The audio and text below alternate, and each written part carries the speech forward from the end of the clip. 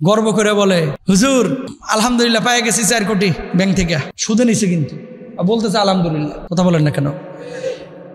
নিচে সুদে, আবার বলতেছে কি আলহামদুলিল্লাহ। ছেলের পিয়নের চাকরির জন্য 18 লক্ষ টাকা ঘুষ নিয়ে ঘুরে অনেকে এই জামানায়। কথা বলেন, 18 লক্ষ টাকা নিয়ে ঘুরতেছে, আর হুজুরের কাছে এসে প্রতিদিন বলতেছে, হুজুর একটু দোয়া করেন ছেলের চাকরিটা যেন হয়ে যায়। তো তুই ঘুষের টাকা নিয়ে ঘুরতেছিস কে?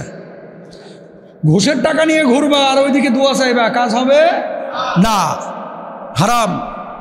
হুজুর দোয়া করেন মাশাআল্লাহ, মেয়েটা যে ড্যান্স করে এবার যেন চ্যানেল আই ফার্স্ট হয়। কথা বলেন না কেন? নাউজুবিল্লাহ বলেন। ভাবি জানেন আপনার ভাস্তি মাশাআল্লাহ কি যে নৃত্য করে আর এত সুন্দর গান গায়, এলাকার ছেলেপেলারা খালি তাকায় থাকে। নাউজুবিল্লাহ বলেন না। কোন জায়গার জিনিস কোন জায়গায় ফিটিং করে দিতেছে। জায়েজ? পৃথিবীর কোনো জিনিস আমরা যা অর্জন করি, কোনো অর্জন আমার ব্যক্তি যোগ্যতায় না, আল্লাহর রহমে অর্জন হয়। আর বৈধ জিনিস বৈধভাবে আমরা অর্জন করব, শুকরিয়া আদায় করব আল্লাহর। কখনো অহংকারী হব না, কখনো অহংকারী হব না। জিপিএ 5 পাওয়ার পরে, বিশ্ববিদ্যালয়ে চাকরি করার পরে এরকম এরকম এরকম এরকম করতেছে, সেলিব্রেশন করতেছে। কথা বোঝেন নাই? এরকম এরকম করা যাবে না। সাজদায় লুটায় পড়েন যদি মুসলমান হয়ে থাকেন, যে আল্লাহ আমি এটার উপযুক্ত ছিলাম না, ও মাহবুদ তুমি আমার যোগ্যতা দিয়েছিলা, ও মাহবুদ সমস্ত ক্রেডিট তোমার রহমে আমি এটা হয়েছি। যখন এটা করবেন আল্লাহ বলতেছেন লা আযীদান্নাকুম, আমি আরও নিয়ামত তার উপরে বাড়ায় দেব। এরপর আল্লাহ কি বলছে? ওয়ালা ইন কাফারতুম, এই যদি তুই অকৃতজ্ঞ হোস, আমি কি করব?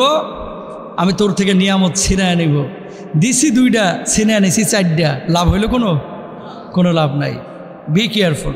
আনন্দ ফুর্তি করতে চলে গেছে মিষ্টি আনতে, একবারও আলহামদুলিল্লাহ বলে নাই। আল্লাহ খুশি হবে না বেজার হবে?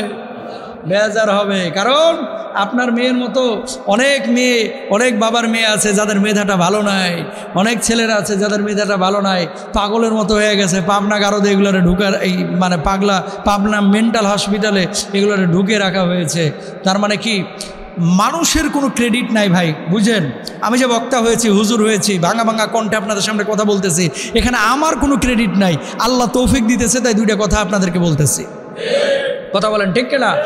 হুজুর যে ইমামতি করতেছে, এখানে হুজুরের কোনো ক্রেডিট নাই। হুজুরের আল্লাহ তৌফিক দিয়েছে, একটু শুদ্ধভাবে তেলাওয়াত করে নামাজ পড়াইতেছে, আপনার কোনো ক্রেডিট আল্লাহ মানে হুজুরের কোনো ক্রেডিট নাই। আপনার ছেলেটা যে বিশ্ববিদ্যালয়ে পড়েছে, আপনি বলতেছেন হ্যাঁ ছেলের জন্য আমি এত মেহনত করেছি, আমি এটা না করলে ছেলেটা এই পর্যায়ে যেতে পারতো না। সত্য, আপনি এটা না করলে ছেলেটা এই পর্যায়ে যেতে পারতো না। একদিক থেকে আপনি সুযোগ দিয়েছেন, মাধ্যম হিসেবে কাজ করেছেন, কিন্তু চূড়ান্ত ফয়সালা কিন্তু আল্লাহর হাতে ছিল। আল্লাহ তাআলা তার নসিবে এভাবেই লিখে রেখেছিল যে এই ছেলেটা বিশ্ববিদ্যালয়ে পড়বে, এই ছেলেটা সচিব হবে, এই ছেলেটা আমলা হবে, এই ছেলেটা বড় একদিন কর্মকর্তা হবে। সব কিছু আল্লাহ রাব্বুল আলামিন আগেই লিখে রেখেছিলেন। এখন আমরা কি করি? ক্রেডিটটা আমরা এভাবেই নেই যে আমি এটা না করলে এটা অর্জন হতো না। মনে রাখবেন, চেষ্টা আপনি করেছেন, প্রতিদানটা আল্লাহ দিয়েছে, কিন্তু ক্রেডিটের মালিক একমাত্র কে? আরো জোরে বলেন কে?